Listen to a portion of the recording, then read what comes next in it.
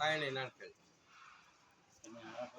ஐயா என்ன தலைங்க ஐயா இது? இது வந்து வேலிப்பருத்தின்னு பேருப்பா. எதுக்கு ஐயா இது? இது என்னத்துக்கு பயன்படுது? நான் வந்து சித்த வைத்தியர். இந்த தழையெல்லாம் பறித்து ஒரு 5 சொட்டு சாரம் பசங்களாம் கொஞ்சம் சுத்த தண்ணியில் குடிச்சிட்டு வரலாம். இந்த வயிற்றுல புழு பூச்சி கீச்சல்லாம் சுத்தம் பண்ணிடலாம். தேனில் கலந்து கொடுக்கலாம். அதேமாரி நுரையீரல் இந்த உள்ள உறுப்புகள்லாம் எதனா ப்ராப்ளம்ஸ்லாம் ஆஸ்துமா வீசிங்கெலாம் கேட்கும். பிபி சுகர் கூட அதெல்லாம் ஓரளவுக்கு கண்ட்ரோல் பண்ணுது. தேனில் சாப்பிடலாம் குழப்பி.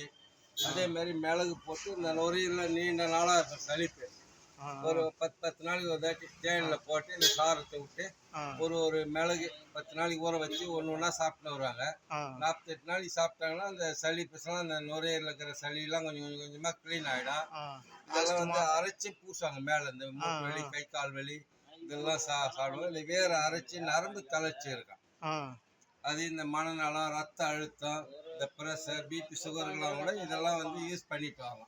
இந்த தழையை வந்து நேரில் உடச்சி ஒரு 10 நாளைக்கு பாடம் போடுவாங்கன்னு சொல்லுவாங்க சித்த வைத்தியர். போட்டு பவுடர் பண்ணி ஒரு ஸ்பூன் போட்டு சுத்தல்லையோ தேன்லையோ குழப்பி சாப்பிட்டுன்னு வரலாம். அது மாதிரி இந்த மன அழுத்தம்லாம் சரியாக வேறு பவுடர் பண்ணி நேரில் உடச்சி ஒரு அரை ஸ்பூன் சின்ன ஸ்பூனில் போட்டு சுடு தண்ணியில் இல்லை தேனில் குழப்பி சாப்பிட்டு இந்த மன அழுத்தம் சரியாகும்.